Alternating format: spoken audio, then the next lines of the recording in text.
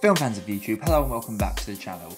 My name is Josh, your Movie Apprentice, and today we finish off the Studio Ghibli filmography with Earwig and The Witch, directed by Goro Miyazaki. Orphan girl Aya is adopted by a witch and warlock for the sole purpose of assisting the witch in making her potions, but due to an agreement and through some nosing investigations, Aya discovers that this witch and warlock had a previous life that they try to keep hidden. This was the first Ghibli film ever to be completely 3D animated. Now, first of all, we have to talk about what did I think of the animation, and unfortunately I do have to say it is very cheap feeling. There is something very basic about the animation that I could just never get past, especially in the early stages of this movie, where some of the backgrounds do look like they are still somewhat 2D animated, and these 3D models with these backgrounds just stick out like a sore thumb, and it really isn't the greatest art style. I'm trying to figure out in this film, like, why did there have to be this style as opposed to Studio Ghibli's classic 2D animation, and I can't think of many good reasons. There are a couple of reasons that you could sort of see, but there's no reason why they couldn't have been done in 2D animation as well. It is just a bit jarring. It reminded me a lot of the animation in the film Hoodwinked is the closest comparison, or the modern day Postman Pat cartoons, which is a Saturday morning kids cartoon. So the animation feels uninspired and lackluster, and it's much less expressive than a lot of the Ghibli films. Say what you want about 2D animation, but the way Ghibli has always been able to make the emotions on these 2D characters expressive and vibrant, and each frame gives each character a personality that you can see without even having to know anything about these characters. That's kind of lost with this one. This one went more with the out there designs that were trying their hardest to be very stylized. There are some fun character concepts in here in terms of design, and when the backgrounds do get a bit darker, it is slightly less jarring. It is actually a bit more relaxing, and you can adapt to it a little bit more. But my immersion gets sucked straight out whenever we go to, for example, a cat character, and you can see how little detail there is on the texture of this animal.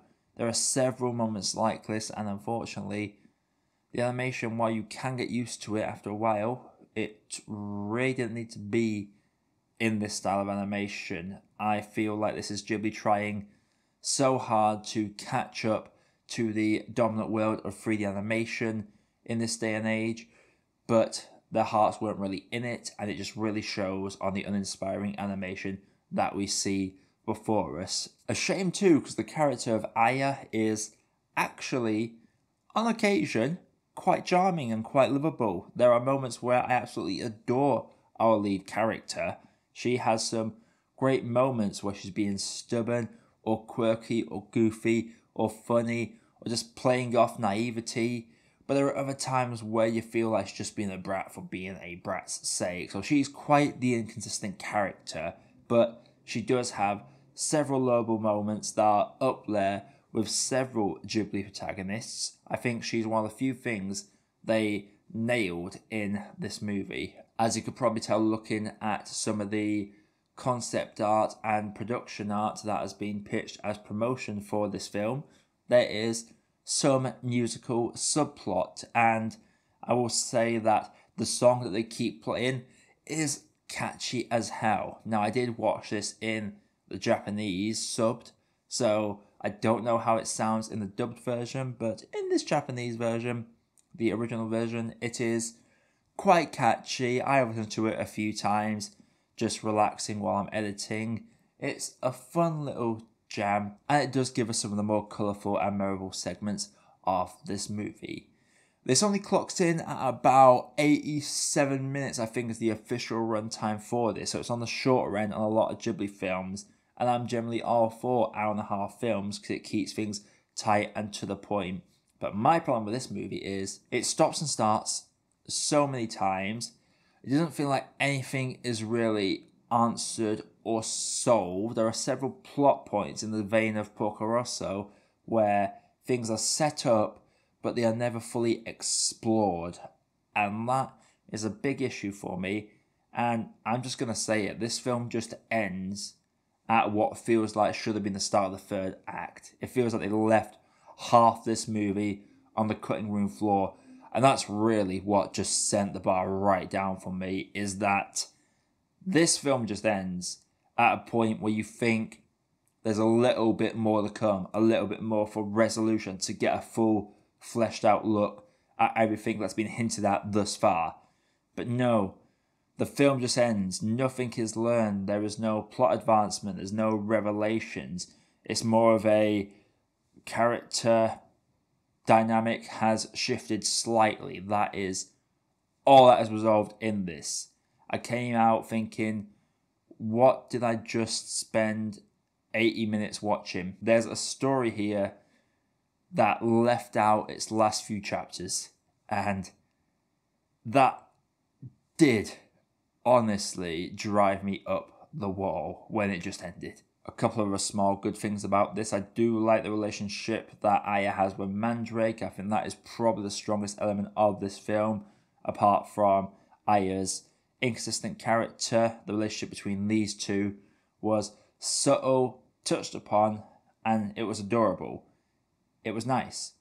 And I'm kind of just grasping at straws here. It's just a very nice little dynamic. Not nearly as strong as many other Ghibli films is character dynamics, but these two, I could get behind it. I think it's one of the few things that made me smile a little bit within this film. Before I get into my grade, if you do like what I do on this channel, consider clicking the like button if you've liked what you've seen so far. Also, hit the subscribe button and bell notification so you never miss any reviews like this one. Overall for me, Earwig and the Witch is a lukewarm cup of tea.